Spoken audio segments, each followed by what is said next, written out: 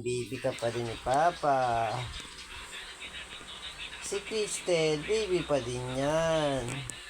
Bakit ka naman mainggit sa kanya? Ha? Bakit ka naman mainggit kay Cristel, kay baby? Baby naman yan. Ha? Baby naman natin yon. Bakit ka nainggit sa kanya?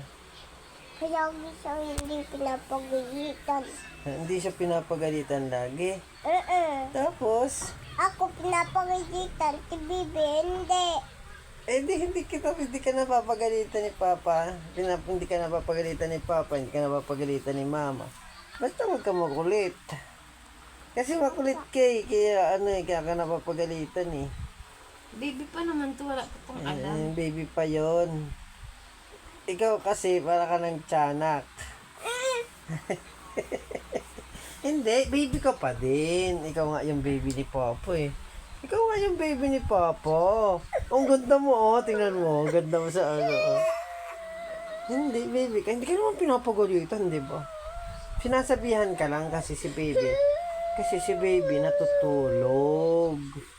Si baby natutulog na, ginugulo mo pa. Kaya hindi ka naman pinapagalitan eh, sinasabihan ka lang eh. Kasi ginugulo mo lagi si baby. Di ba? Di ba ate ka na niya? Di ba ate ka na niya? May ate ka na? Di ba? Hindi ka dapat mainggit kasi ikaw, baby ka pa din. Baby ka ni Papa, baby ka ni Mama, baby ka ni Tita, baby ka lahat. Baby ka naman eh. Diba? Kaya, baby ka, hindi ka naman napapagalitan eh. Kasi ginugulo mo si baby, kaya ka pinagsasabihan lang.